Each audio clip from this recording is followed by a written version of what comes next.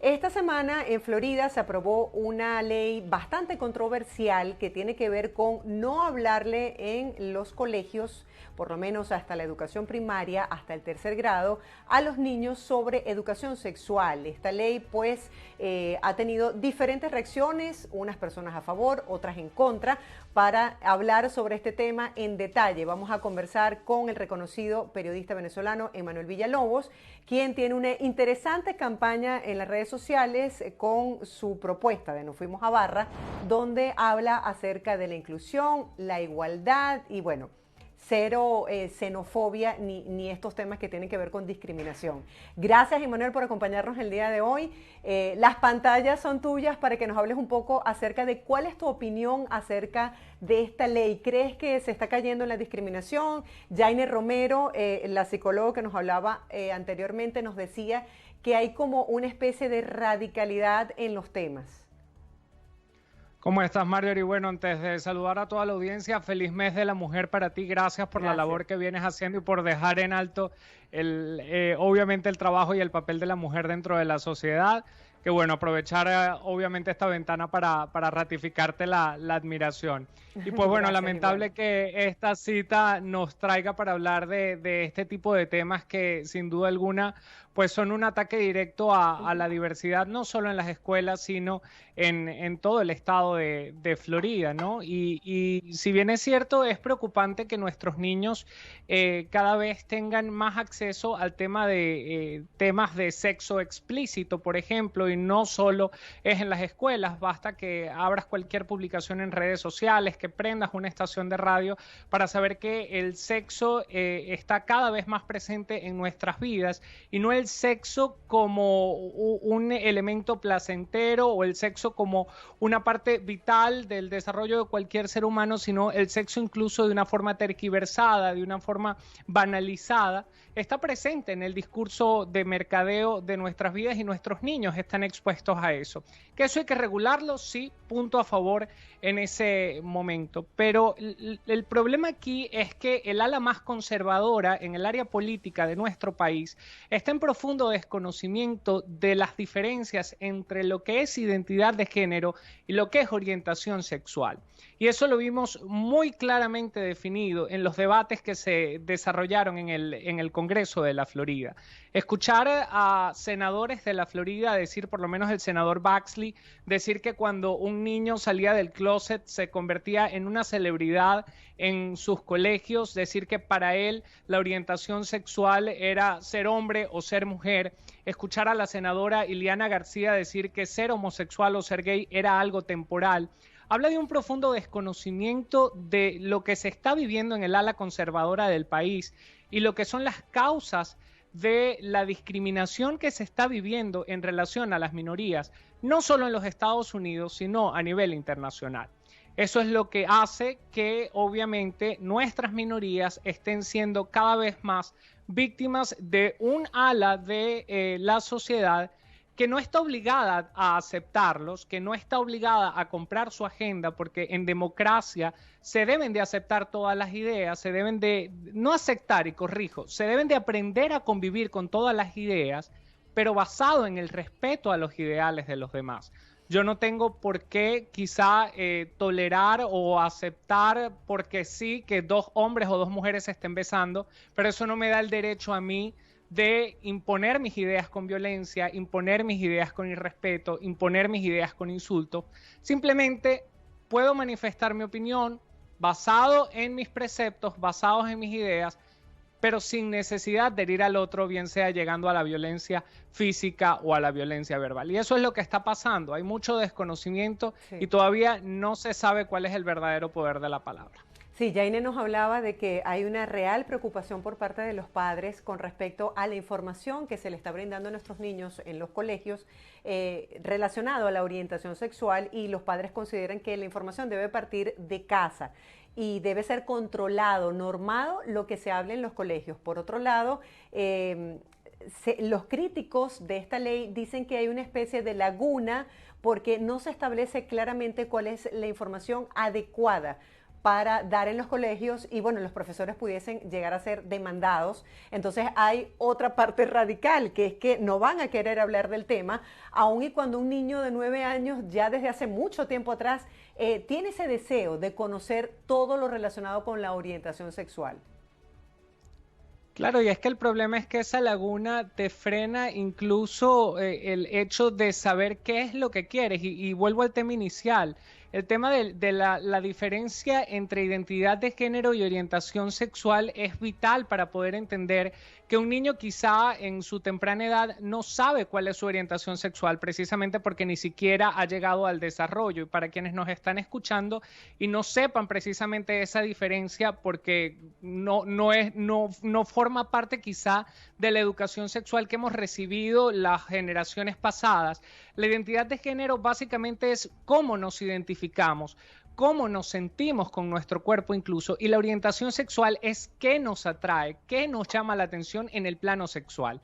¿Qué quiero decir con esto? Que quizá un niño entre los primeros años de vida, pónganle 6 años hasta los 6, 7 años de edad, él ya puede empezar a sentir que quizá no se siente niño, sino que le empiezan a gustar cosas de niña y no en el plano sexual. Estamos hablando de identidad de género, no de orientación sexual. Esas son las cosas que a temprana edad sí se pueden hablar en las escuelas. Allí no estamos hablando de la necesidad de hablar de cosas más profundas que a esa edad los niños no están en necesidad de profundizar, porque estamos claros que son temas que no son necesarios abordar en esos primeros grados. Sí, pero la identidad de género sí es necesaria, y eso lo están cercenando, les están quitando esa oportunidad en esos grados, y lo están quitando porque la ley no es clara, deja lagunas que no le permiten a los niños poder abordarlos. Sí, quería comentarte que el congresista demócrata Carlos Smith, quien también es gay, dice así en un mensaje, dice que este mensaje que se le está enviando a nuestra juventud de que hay algo malo con las personas LGBTQ, quiere decir que hay algo tan peligroso o inapropiado en nosotros, cito textualmente, que tenemos que prohibirnos y censurarnos en el salón de clases. Quería saber si has logrado recopilar algunas posiciones de la comunidad frente a lo que está ocurriendo ahorita con esta ley. Mira, Carlos Smith además es el primer congresista latino identificado abiertamente como parte de la comunidad LGBTQ+. Ha sido uno de los más afectados, incluso en uno de los debates. Él le pedía incluso la parte directiva del Congreso que no se tomara la lucha personal, y él decía, es que no puedo alejarme de esta lucha porque efectivamente me toca a nivel personal. Y es que básicamente el debate lo habían llevado de una forma tan hiriente, y es cuando te digo que el tema de no medir el poder de la palabra en este nivel es vital, porque estamos hablando de derechos humanos, estamos hablando de sensibilidades de minorías que han luchado toda su vida por ser escuchados, estamos hablando de temas sensibles en un país en donde el matrimonio igualitario se aprobó ya hace mucho tiempo, y que ahora los niños, y en esto quiero ser bien claro, que el tema no es solo que los niños no puedan hablar de cómo se sienten en relación a su identidad de género o a su orientación sexual. El tema es que si, por ejemplo, un niño convive dentro de un hogar homoparental, entiéndase, tiene 2 papás o 2 mamás, y le mandan a hacer un ensayo, o el niño quiere dibujar a su familia y dibuja 2 papás, el profesor no puede recibir ese trabajo. El profesor no puede hablar de ese trabajo, el profesor no puede publicar ese trabajo, no puede debatirlo con los niños en el aula. El profesor le está negando incluso el derecho a visibilizar su familia. Entonces, ¿dónde queda la libertad de expresión en este país? ¿Dónde quedan los derechos constitucionales? Estamos hablando de muchas cosas que se están cercenando en el país por el miedo a algunos al derecho a amar de otros. Ahí es cuando hay que poner en una balanza qué es lo que se está poniendo en juego, y sobre todo los peligros que legislaciones como esta crean en nuestros niños. Hay una organización, Marjorie, que se llama Trevor Project, que se encarga precisamente de recopilar datos de suicidio en poblaciones LGBTQ+, dentro precisamente de las escuelas, y habla puntualmente del 42% que se intentó suicidar a causa precisamente de acoso precisamente a raíz de sus preferencias de género, su identidad de género o su orientación sexual. Y el 94% de estas personas encuestadas aseguraron que las legislaciones o los intentos de legislación vinculados a atacar a las minorías habían afectado de alguna u otra forma su salud mental en algún momento de sus vidas. Y en ese momento no se estaba hablando de esta legislación. Sí, qué interesante que compartas con la audiencia estas cifras y estos números, porque cuando hemos tocado en el programa casos de bullying, están muy relacionados por este acoso y por esta discriminación por la orientación sexual. Entonces es bien interesante compartirlo. ¿Qué ha pasado con esta ley? Yaine decía que la propuesta o la iniciativa era buena, pero que no estaba como decantada, que no estaba como analizada bien, que no estaba como establecida. Hay muchas lagunas, muchos vacíos informativos, hay mucha radicalidad de posturas.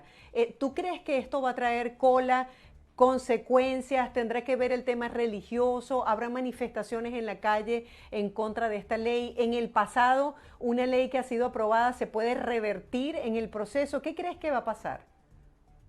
Bueno, la ley ya de hecho está aprobada en el Senado, ya de hecho está en el escritorio del gobernador Ron DeSantis, nada más esperando su firma, y ya previamente el gobernador ha dicho que tiene el respaldo esta ley, por lo menos de su lado. Es decir, esperamos que en las próximas horas ya la ley sea un hecho, pero por parte del área legislativa ya la ley está aprobada con mayoría republicana.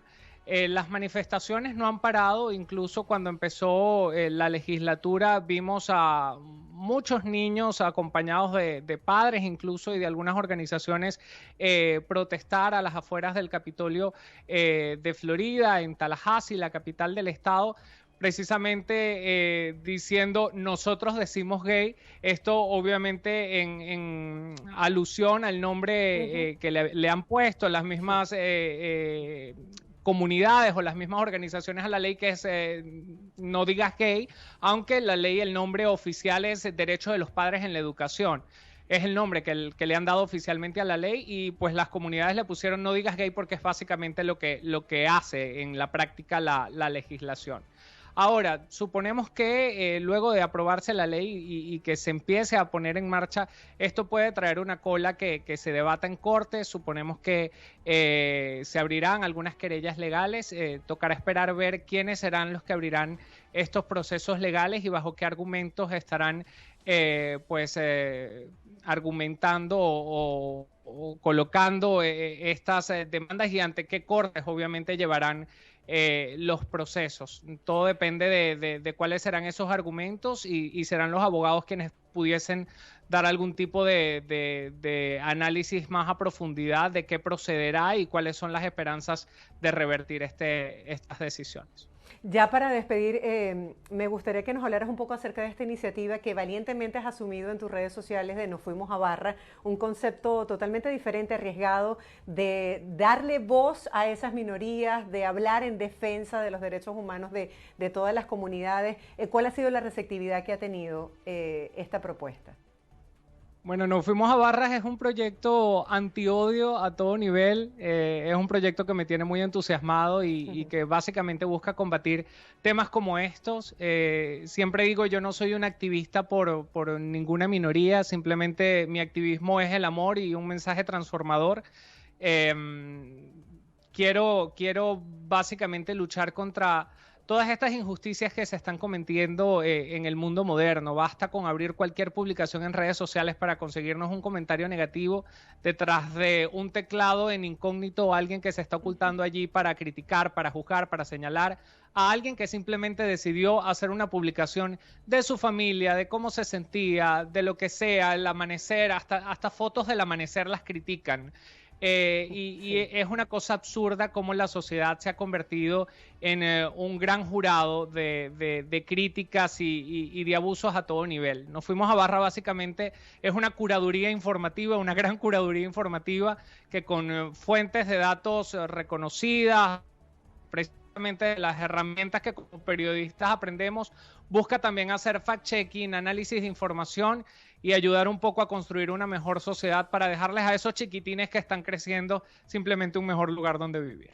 Gracias, Emanuel, te felicitamos desde BPI TV por este trabajo que realizas a Muchas través de gracias. tus plataformas. Sabemos que eres un periodista reconocido, comprometido con la información y que además le encanta la tecnología, así que utilizas todas estas plataformas para demostrar ese talento y ese compromiso que tienes con la humanidad. Te felicito.